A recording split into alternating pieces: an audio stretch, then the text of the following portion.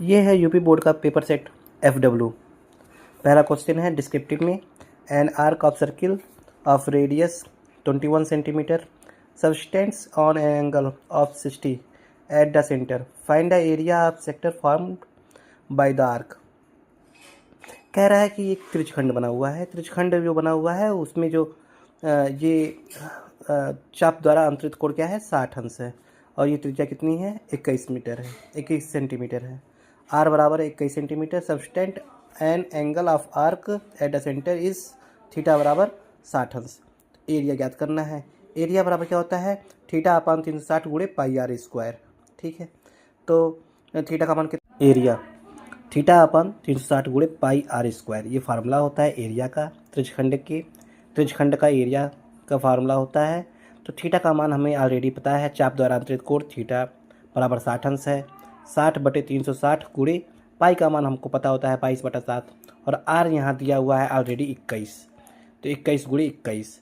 ठीक है, तो इसको काटेंगे, कैसे काटेंगे, 0 0 से कट जाएगा, 6 एकम 6, 6 छक्का 36 होता है। ठीक है, फिर उसके बाद 7 एकम 7, 7 त्रिक 21 होता है। ठीक है, फिर उसके बाद यहाँ 3 बचा है। फिर यहाँ पे देखेंगे 11 11 11 दूना 22। ठीक है, तो 2 ग्राम 22 हो जाएगा। फिर 3 दूना 6 हो जाएगा। फिर 3 एकम 3, 3 एकम 3, कट गया पूरा। बचा क्या है, 11 गुणे 21 बचा। 11 गुणे 21 का गुणा करेंगे तो 231 सेंटीमीटर स्क्वायर आएगा। दूसरा question, if 2 cos square theta 2 cos square 45 अंश -1 बराबर cos थीटा, तो then find the value of theta. We know that cos 45 अंश बराबर होता है 1/√2। देन 2 cos स्क्वायर 45 -1 बराबर cos थीटा, ये बाई क्वेश्चन हो जाएगा।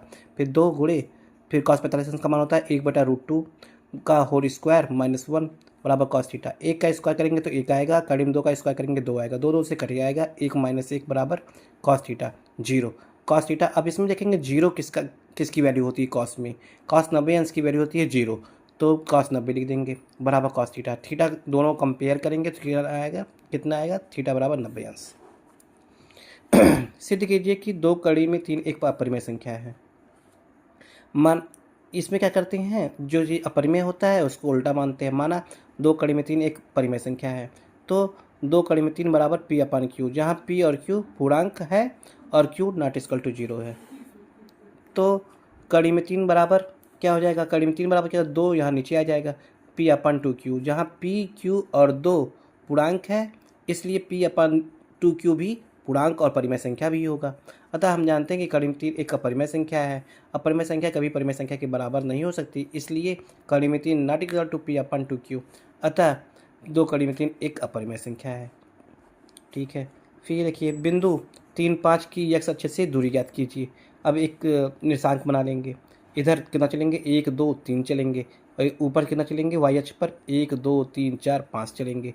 ठीक है, अब कह रहा है x अक्ष से दूरी, तो 1 2 3 4 5, ये बिंदु कितनी हो गई, 5 5 दूरी हो गई। अगर y अक्ष से पूछता तो 1 2 3, तो 3 हो जाती, तो x अक्ष से दूरी 5 इकाई, y अक्ष से दूरी 3 इकाई। क्वेश्चन नंबर ई, वर्ग अंतराल दिया है 0 से 5, 5 से 10, 10 से 15, 15 से 20 और 20 से 25। तो वर्ग अंतराल h बराबर कितने का अंतर है, 5 का अंतर है, तो h बराबर क्या हो जाएगा, 5। बारंबारता f दिया है 3 10 14 8 5, इन सबको जोड़ेंगे तो सिग्मा f प्राप्त हो जाएगा, कितना है, 40 हो जाएगा। मध्य बिंदु कैसे निकालते हैं, निम्न सीमा प्लस उच्च सीमा बटे 2, इसका फार्मूला होता है। मतलब ये निम्न सीमा होता है, ये क्या है, उच्च सीमा, तो दोनों को जोड़ के बटे 2 करना रहता है। 0 + 5 बटे 2 बराबर 2.5, 5 + 10 बटे 2 बराबर 7.5, 15 + 10 25 बटा 2 बराबर कितना, 12.5, फिर 20 + 15 35 बटे 2 कितना हो जाएगा, 17.5, 25 + 20 बटे 2 कितना हो जाएगा, 22.5। फिर क्या करते हैं, f और x का गुणा करते हैं। तो अगर हम 2.5 का गुणा करेंगे 3 में कितना आएगा, 7.5, 7.5 का 10 से गुणा करेंगे तो 75 आएगा। 12.5 से गुणा करेंगे 14 में तो 175 आएगा, 175 आएगा। फिर 17.5 से गुणा करेंगे 8 में तो 140 आएगा, और 22.5 का गुणा करेंगे 5 से तो 112.5 आएगा। क्या करते हैं, इसका समेसन लेते हैं, समेसन करेंगे तो कितना आएगा, 510 सिग्मा f गुणे x। और माध्य का फार्मूला क्या होता है, माध्य बराबर होता है सिग्मा f गुणे x बटे सिग्मा f। सिग्मा f और गुणे x का मान कितना है, 510, और यह सीमा एफ का मान कितना आया है 40। इन दोनों को भाग देंगे तो कितना आएगा 12.75 आंसर। एफ 4 बिंदुओं -3, 10 और 5, 4 को मिलाने वाली रेखाखंड के मध्य बिंदु का निशान ज्ञात कीजिए। मध्य बिंदु का निशान का फार्मूला क्या होता है, x बराबर क्या होता है x1 + x2/2।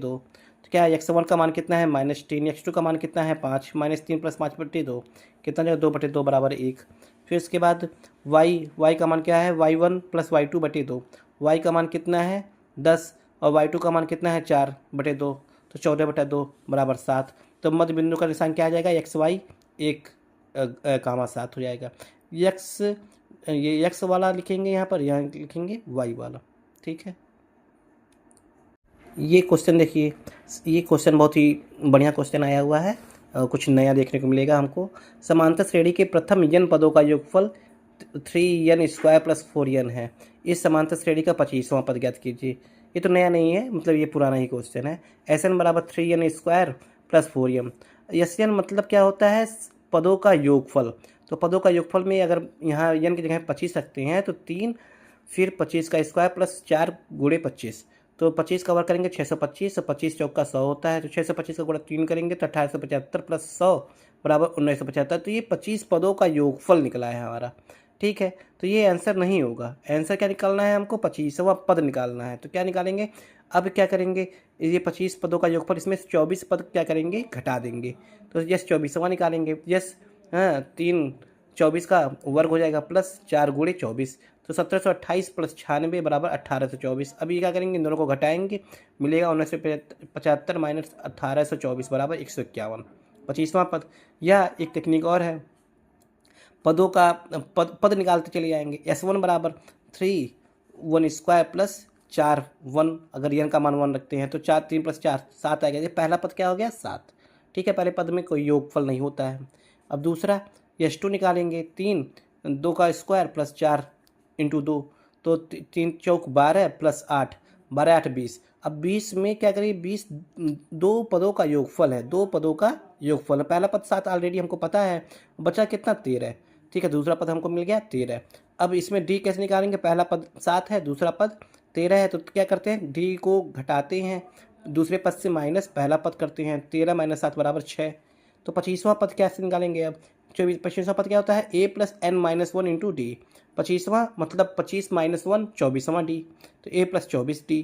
7 + 24 गुणे 6 बराबर 7, और 24 गुणे 6 का मान होता है 144। 44 + 7 कितना होता है 151।